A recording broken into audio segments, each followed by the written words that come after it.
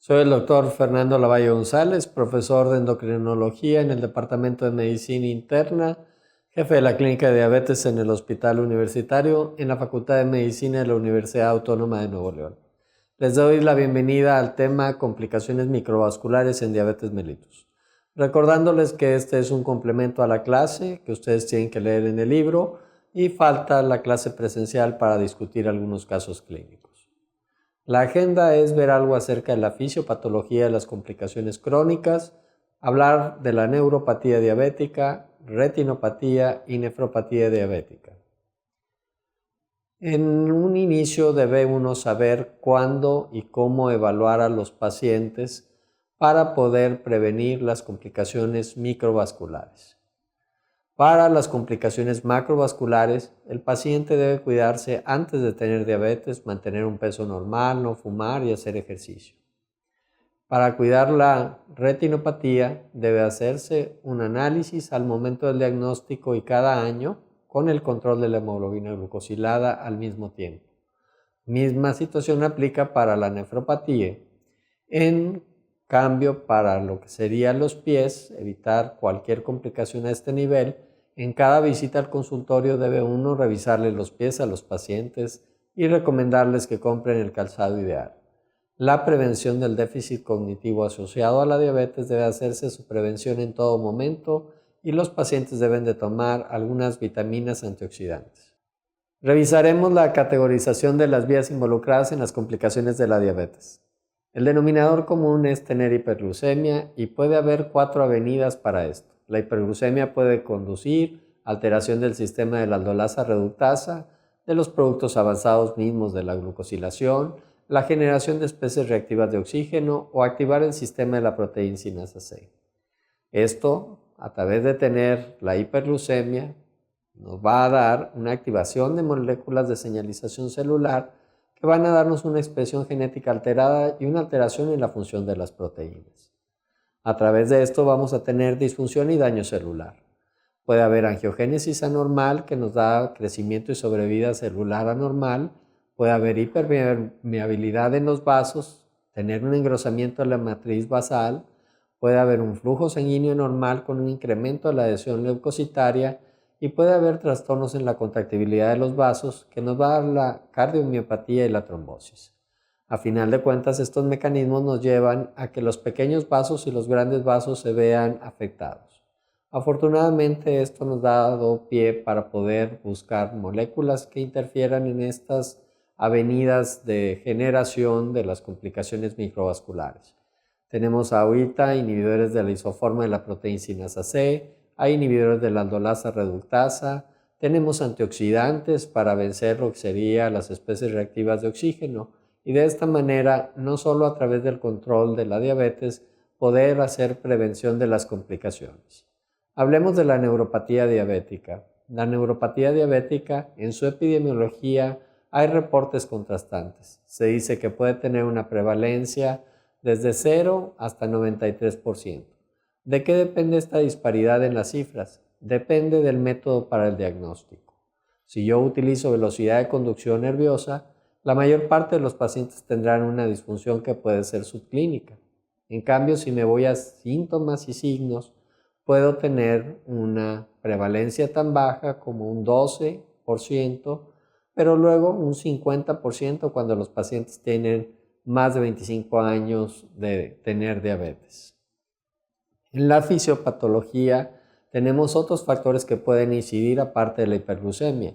El alcohol y tóxicos, las compresiones radiculares, factores nutricionales, enfermedades concurrentes o factores genéticos que pueden agravar la neuropatía diabética.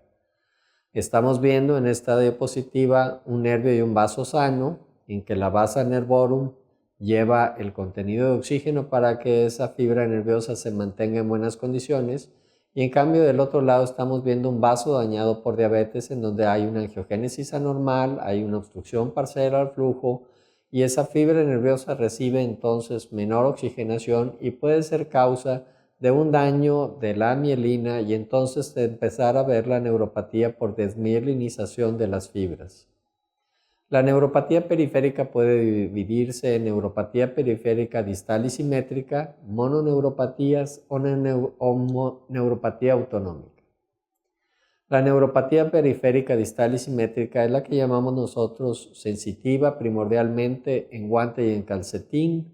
Inicia en la punta de los dedos de los pies, es en forma ascendente, hay disminución de la sensibilidad, puede haber debilidad, puede haber parestesias o hiperestesia, adormecimiento y en algunos pacientes puede ser asintomático. En cambio, las mononeuropatías, estamos viendo aquí una del nervio femoral que da amiotrofia donde hay una pérdida de la masa muscular en el paciente. A nivel de pares craneanos, la ptosis palpebral es la neuropatía más común a nivel de los pares craneanos. Si hablamos de neuropatía autonómica, tendremos muchos fenómenos relacionados a la misma.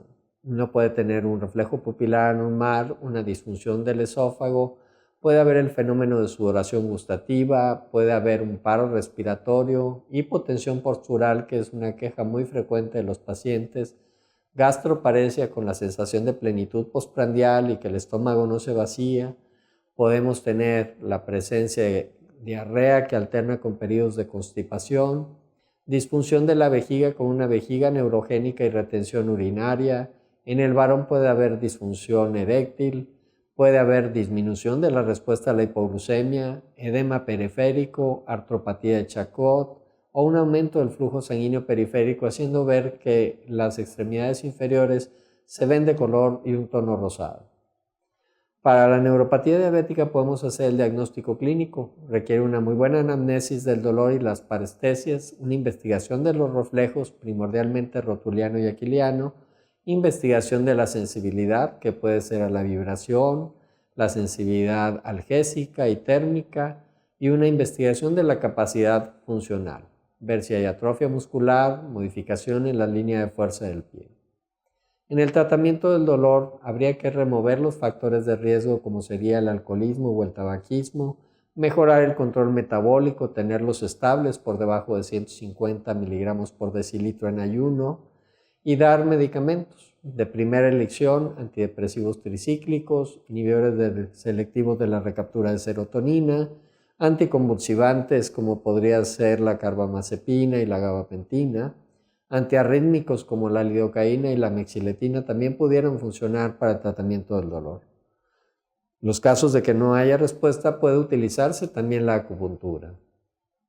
Podemos tener otras medidas como la estimulación eléctrica transcutánea, la capsaicina, que es el principio del ardor del chile, es la capsaicina, es el aceite del chile que puede depletar de sustancia P a los nervios y de esa manera puede bloquear la señalización de dolor.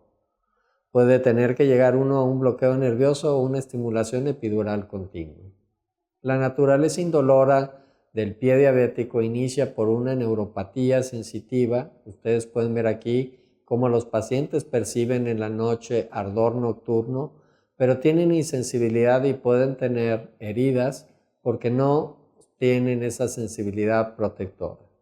A nivel de la neuropatía autonómica, la hipotensión postural es una de sus manifestaciones, pero hay que recordar que los pacientes pueden tener isquemia sintomática y pueden tener arritmias. Durante una hipoglucemia hay una taquicardia compensadora y los pacientes pudieran no tenerla. Por ejemplo, en una hipoglucemia nocturna, en lugar de tener una taquicardia, lo que van a presentar es una bradicardia y esto pudiera ser uno de los factores que contribuyen a la muerte súbita. Si uno quiere detectar la neuropatía autonómica, tiene que vigilar la presión arterial en diferentes posiciones y saber si el paciente tiene taquicardia de reposo. Tener taquicardia de reposo es un dato de neuropatía autonómica a nivel de corazón.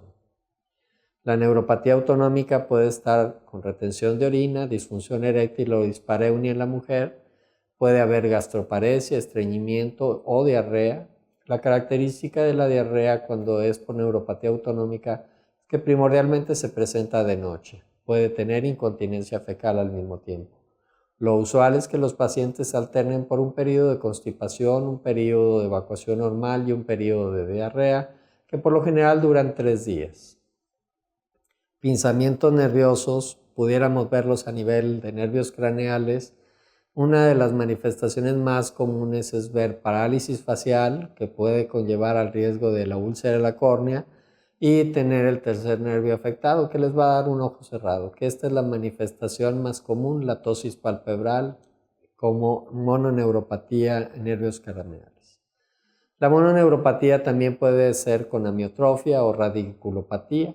Este sería el caso, por ejemplo, de los pacientes que presentan el dolor del nervio ciático, que puede ser fácilmente reconocible en pacientes con diabetes.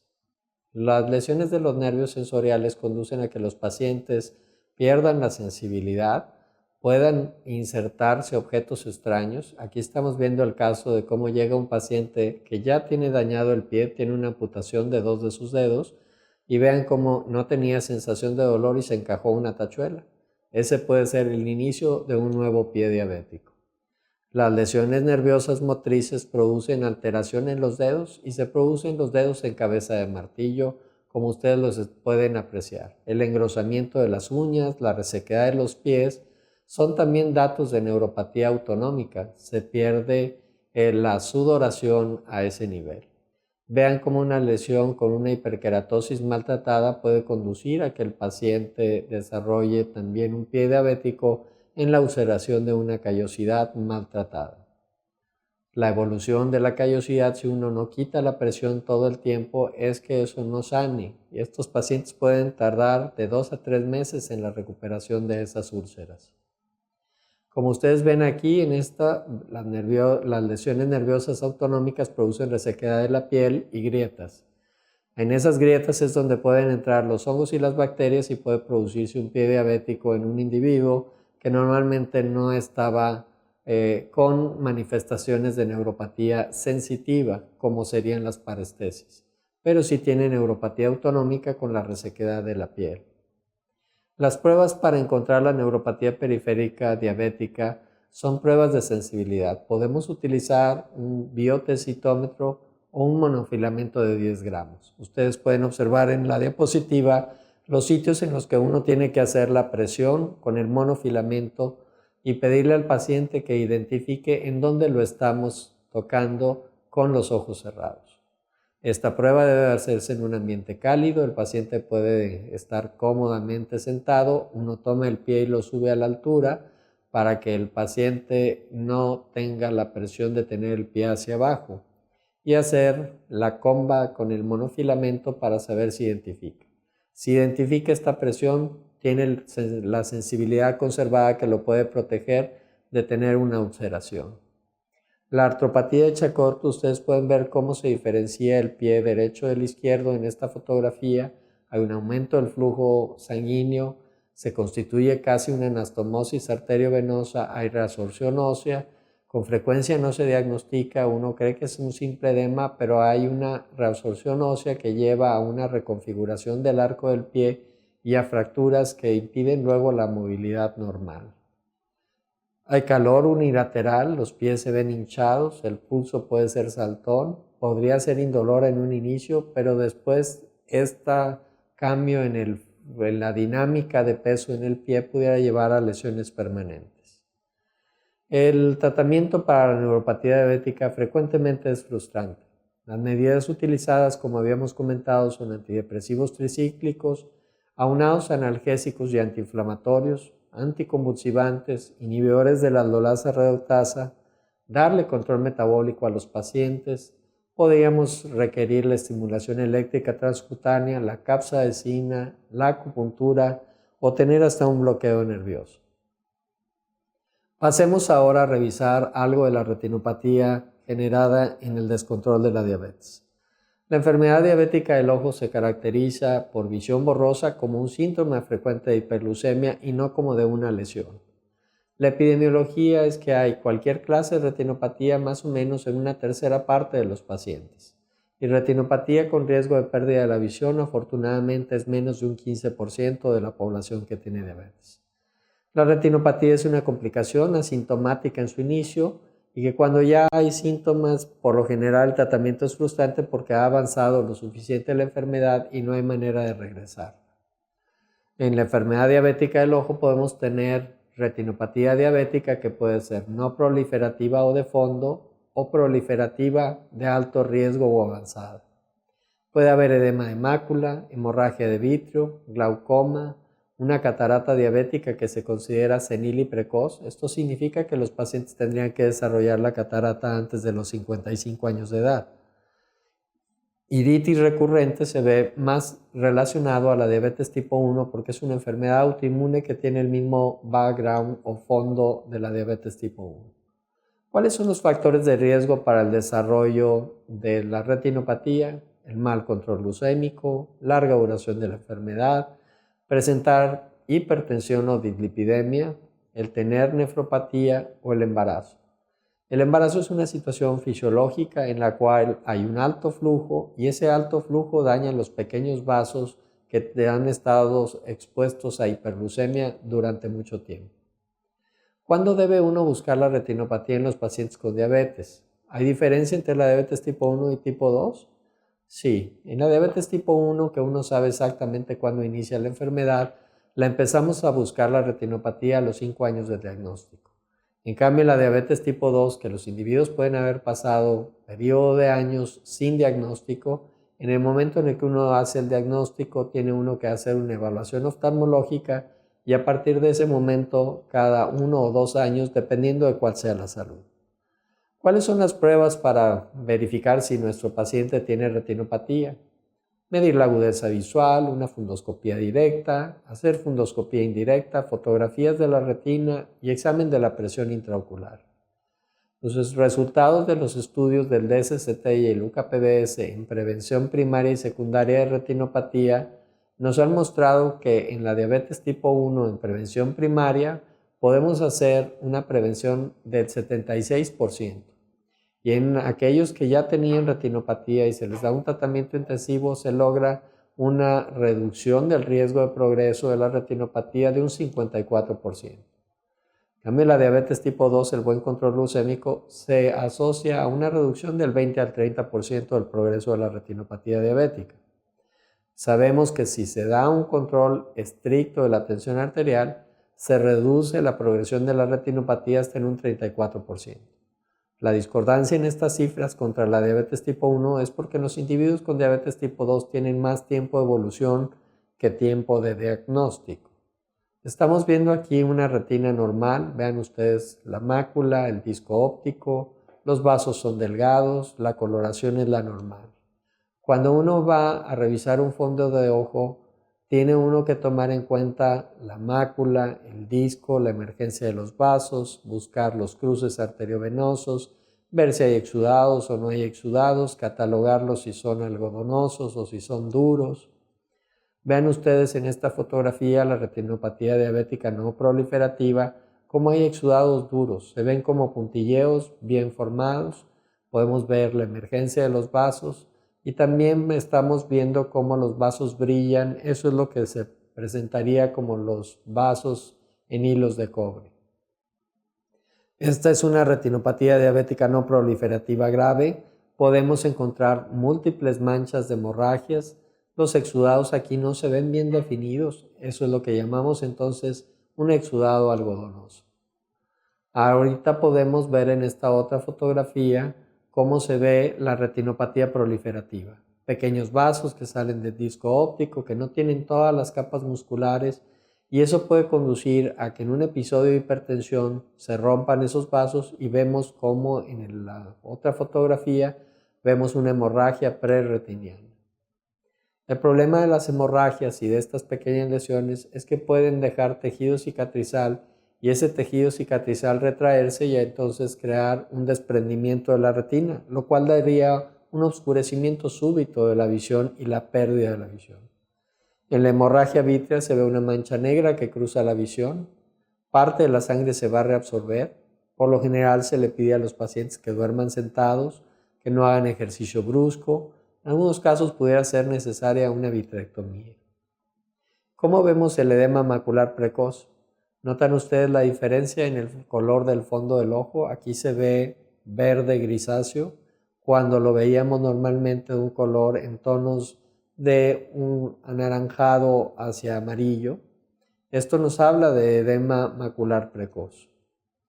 El tratamiento para evitar la retinopatía proliferativa que deja ciego es dar tratamiento con rayo láser. Se puede hacer focal o en rejilla, y vean ustedes en estas fotografías cómo en el fondo de ojo, en toda la parte periférica, se ve o se aprecian las huellas de quemadura. Cuando uno quema la retina con el rayo láser, se disminuye el consumo de oxígeno, se disminuye el estímulo para crear nuevos vasos arteriales, que son los que dan el problema cuando se rompen y hay hemorragias, y entonces de esta manera podemos evitar el paso a la ceguera. Por lo general se respeta la mácula para conservar la visión. ¿Cuáles son los efectos secundarios del tratamiento con láser? Pérdida de la visión periférica, visión en túnel, ceguera nocturna, ceguera al color. Sí, la vista puede empeorar en un inicio, pero les va a salvar la visión a largo plazo. Se recomienda que estos pacientes tengan un muy buen control de la tensión arterial y un control excelente de lípidos, así como la glucemia. El embarazo puede provocar un deterioro temporal en la retinopatía diabética, pero por lo general no lesiones permanentes. Esto es debido a que es un estado de alto gasto, porque el producto necesita nutrientes y entonces la unidad fetal y placentaria necesita un gran acopio de sangre. Esto hace que en todos los vasos se vea ese gasto alto y los vasos de la retina, que son muy pequeños, pudieran empeorar en sus condiciones. Revisemos algunos conceptos relacionados a la nefropatía diabética. La prevalencia de la nefropatía diabética es entre un 20 y un 30% de las personas con diabetes. En la diabetes tipo 2, un pequeño porcentaje va a evolucionar a enfermedad renal crónico terminal. El problema es que hay millones de personas con diabetes y aunque sea un pequeño porcentaje, esto representa la mayor carga económica en el tratamiento de las personas con diabetes tipo 2. En la diabetes tipo 1 se ha reducido la incidencia de enfermedad renal crónico terminal en los últimos 35 años. Pasó a 2.2 después de tener 20 años con diabetes y a 7.8 después de 30 años con tener diabetes. Cuando lo comparamos con las cifras anteriores, donde se decía que hasta un 30%, uno de cada 3 pacientes con larga evolución con diabetes tipo 1 iban a terminar en insuficiencia renal. ¿Cuáles son los factores de riesgo asociados? El mal control glucémico, la hiperlipidemia, la hipertensión. Hay una predisposición genética. Los mexicanos tenemos una susceptibilidad especial para el desarrollo. Por eso es muy importante cuando uno hace el interrogatorio intencionado a los pacientes en la historia familiar, saber si un familiar de los que tiene diabetes ha fallecido por insuficiencia renal. Esto le aumentaría 4 veces el riesgo de padecer insuficiencia renal crónico terminal por diabetes. Hay una hiperfiltración glomerular durante las primeras fases del diagnóstico de la diabetes, la duración de la enfermedad también, y el tabaquismo puede empeorar este desarrollo de la nefropatía. En la historia natural de la nefropatía, un individuo va a pasar de tener una fase de hipertrofia y hiperfunción renal aguda por la diuresis osmótica a ser luego normoalbuminúrico cuando se controla la glucosa. Puede iniciar a los 10 o 15 años con microalbuminuria, que es una nefropatía diabética incipiente, y pasar a desarrollar proteinuria franca, y de ahí algunos individuos terminarán teniendo insuficiencia renal crónica. Al momento del diagnóstico, como comentábamos, es una hipertrofia renal, la microarquitectura es normal, la microvasculatura se mantiene normal, la creatinina sérica es normal. Son pacientes que no tienen albuminuria.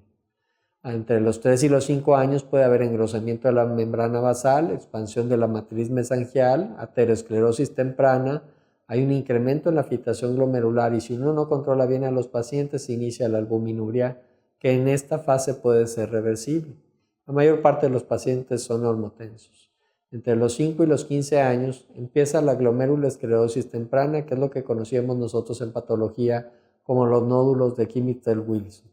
Hay una aterosclerosis avanzada, hay una pseudonormalización de la filtración glomerular porque se disminuye, la creatinina persiste normal, la microalbuminuria está presente y se está avanzando una fase no regresiva, la mitad de los individuos tienen hipertensión.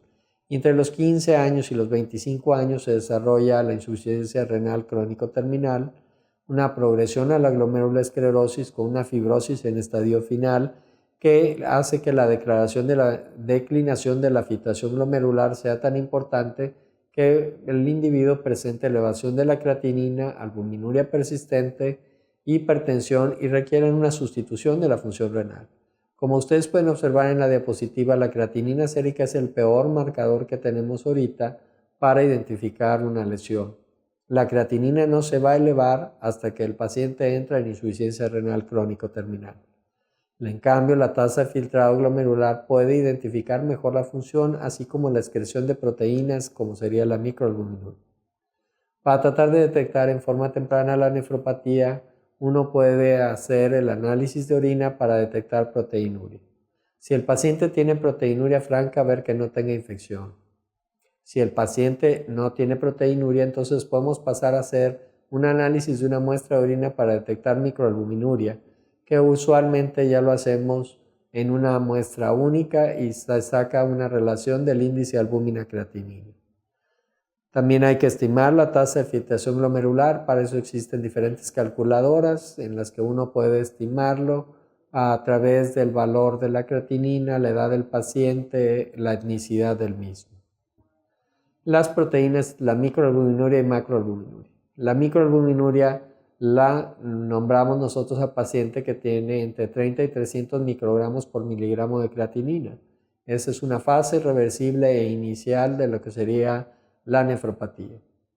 Utilizando este marcador lo podemos hacer en una forma fácil, es una muestra única de orina en la mañana.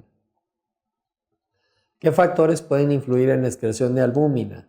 Aquí tenemos el ejercicio, la menstruación en el caso de la mujer, igual que el embarazo, el mal control glucémico, infecciones de tracto urinario, hipertensión, insuficiencia cardíaca. Entonces uno debe de recomendarle al paciente cuando va a hacer este ejercicio que los 3 días previos no se ejercite. En el norte del país es muy común el consumo exagerado de proteínas de origen animal, por lo cual hay que decirle a los pacientes pues que no se tomen una carne asada antes de irse a hacer el examen, porque pudieran dar positivos con proteinuria. La microalbuminuria transitoria no constituye un problema. Aquí estamos viendo el caso de un paciente con muestras seriadas en las que tuvo solo 2 microalbuminurias positivas y todo el tiempo ha estado en microalbuminuria negativa. En cambio, podemos ver este segundo caso, que de haber tenido en 1988 una muestra de microalbuminuria, pasó prácticamente 2 años o 3 años en lo normal y después ya se instala teniendo valores de microalbuminuria positiva en forma consecutiva. Por lo cual decidimos nosotros decir que hay que tener 3 resultados consecutivos en los cuales se diga que hay presencia de proteínas para poderlo catalogar como el inicio de la nefropatía diabética. La microalbuminuria en diabetes tipo 1, sin lugar a dudas, indica nefropatía incipiente. La diabetes tipo 2 es un marcador de aumento de morbilidad y mortalidad cardiovascular. La presencia de microalbuminuria indica que hay que realizar pruebas de detección de enfermedad vascular en estos individuos. Sabemos que el control glucémico intensivo disminuye la presencia de microalbuminuria y de macroalbuminuria y está demostrado tanto en el estudio del DSCT en pacientes con diabetes tipo 1 como en el estudio del UKPDS con pacientes con diabetes tipo 2. El tratamiento intensivo de la tensión arterial, teniendo un objetivo de tener la tensión arterial por debajo de 130/80, es parte importante del tratamiento. Reducir la ingesta de sal con la dieta y reducir la ingesta de alcohol. Dentro de las necesidades nutricionales, cuando el individuo está con una fase de nefropatía incipiente donde hay microalbuminuria, la restricción de proteínas pudiera ser lo adecuado. Esto haría que el paciente excrete menos proteínas en orina.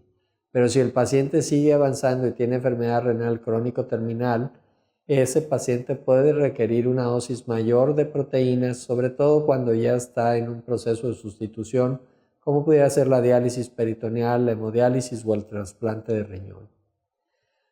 ¿Cómo entender qué paciente es el adecuado para la diálisis peritoneal o la hemodiálisis? Bueno, primero revisaremos que la diálisis peritoneal es una diálisis que puede mantenerse durante 24 horas o hacerla en periodo 10 horas por la noche, se puede hacer todos los días de la semana.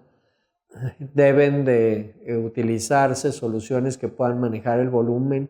Es una manera de poder sacar líquido del paciente. El problema es que es un catéter que está dirigido hacia la cavidad peritoneal y en ese sentido pudiera haber infecciones. La hemodiálisis se hacen de 3 sesiones o 4 a la semana. Estos son de flujo continuo, tienen que tener un acceso vascular, una fístula, y el problema es que pudieran dar complicaciones de acelerar la aterosclerosis en los pacientes con insuficiencia renal. El problema del trasplante y la sustitución con el órgano es que no hay suficientes donadores para todos los pacientes que tienen insuficiencia renal crónico terminal por diabetes. Antes se podía ser de donador vivo relacionado, de donador cadavérico y de vivo no relacionado. Hacer un trasplante de un donador vivo relacionado es cuestionable en estos momentos. Cualquier persona que tiene un familiar con diabetes puede desarrollar diabetes en la vida adulta. Y si ya tienes un paciente que tiene insuficiencia renal, sus descendientes tienen 4 veces más riesgo de tener la misma insuficiencia renal. En nuestro país es difícil la cultura de donación de órganos porque lo ideal sería darles uno de origen cadavérico en el que no hubiera una relación entre los individuos. Y de esta manera los invito a revisar en el texto estas partes de las complicaciones microvasculares y atender a la clase presencial para discutir casos clínicos. Les agradezco su atención.